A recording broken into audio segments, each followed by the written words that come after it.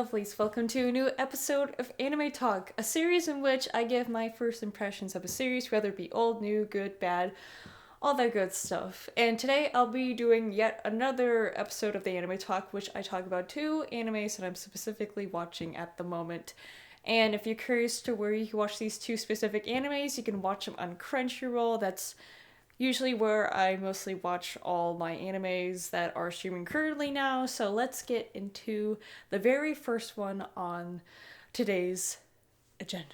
Seeing Yesterday for me is basically sort of what I can view as it so far is just kind of coming of age for like more older, kind of young adult people. It's about these two characters. One of them, he is just trying to do like convenience store stuff. He considers himself a loaf.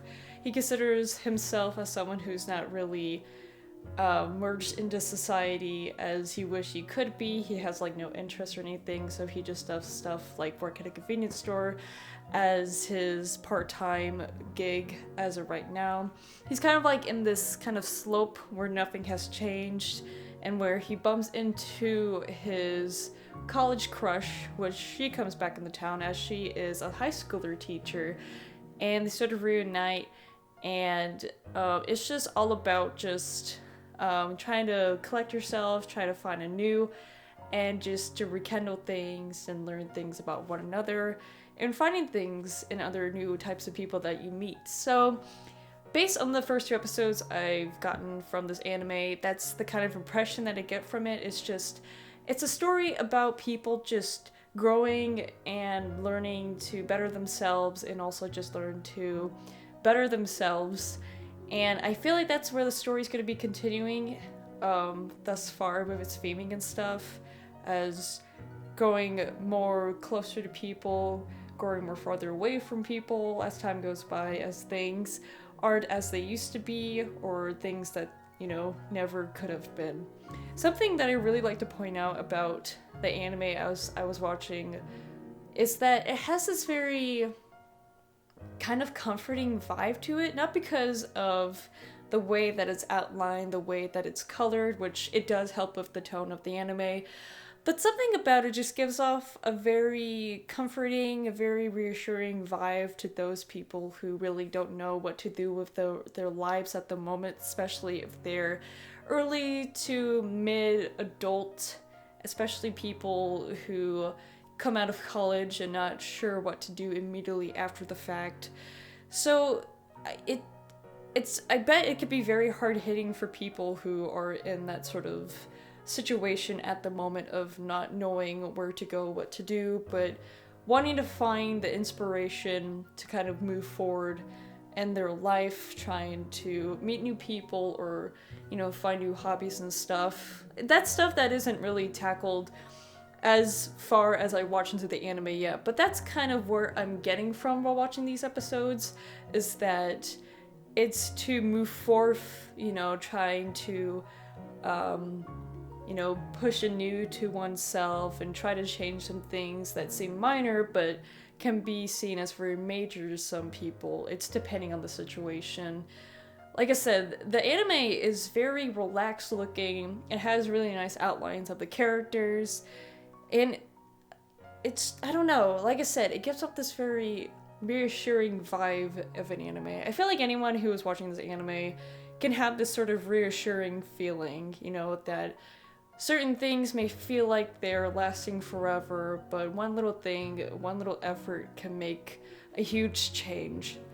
So will I be continuing watching this series? I really am looking forward to how the characters kind of push forth from past experiences, past doubts, and I want to see where these characters like continue forward with it. The characters so far, I really do appreciate how very blunt the main protagonist is. He tells it as it is. He tries to be straightforward with his past crush, and she tries to be as very blunt in the past, about the past and about the present, and why she can't really reciprocate these sorts of feelings. I don't know, I really like it. Like, it's just, it's reassuring just to see really good communication, even in these hard situations and hard backgrounds that some of these characters go through. It is I just really like the bluntness, you know, like sometimes I really just like stories where characters are just straightforward with one another and they can get their point across without any sort of, you know, just oopsie daisies. Like, yes, the character did wait a long time to confess his feelings, but in the process, he was, you know, lifting a weight, even though that weight still kind of lingers. There's some little bit of weight that, you know, waits away, if that even makes any sense. But yes, I am still looking forward to seeing where this story goes with all these characters that have been introduced and seeing how their past sort of lingers on into their present day and who knows, into their future. So yes, I give this one a thumbs up, and now we're moving on to our next topic. Our next anime, which is our next topic. Segues. Moving on to our second anime of this video, we will be talking sort of like the tonal opposite of our first anime that we talk about. Our next one is called My Next Life as a Villainess, which you can qualify it as an isekai because literally the character's going into a new world, but I don't know, I really like the idea of this isekai, so we will go through the summary of it really quickly because it's actually pretty simple to follow. So we have sort of this character in this fantasy world, and she's like, oh, I'm just, you know, just a royalty, gonna like marry this like kid, and it's gonna be great. Keep in mind they're both kids, so it's not weird. So anyways, you know, engaged marriage and all that stuff, you know, that's how it would be in the olden kingdom days or whatever. So they're walking in like a garden and stuff, and then she accidentally falls on her head, creating a scar on her head, and then the character realizes that, hey, this isn't my actual world. I'm actually a character from an Otome game that I played, and I died in real life falling on the ground, and now I've been reincarnated as this character. But it's not like the main character or a side character. The twist is that she has been reincarnated as the main antagonist of the game. And the whole problem with that is every single route of all the choices in the game, she's gonna die. Whether it's the good ending or the bad ending, she has to figure out how in the world to prevent her fate of being of being dead. So it's actually really simple. I don't know why, like, it's kind of smart. There's like these moments where like the character has like these sort of like mind dialogues to herself, being like, hey, we should do this, that way it prevents this, and yada yada. And like she tries to, you know, approach it as she would, and she actually takes like real life elements that she knew from her previous life into elements that can help her avoid deadly situations or avoid the path that the game would go, but she's trying to, you know, change it up so she doesn't die. So, I don't know, it's really funny, and like I said, it's a really fun premise. I know we have a bunch of isekais, I understand that.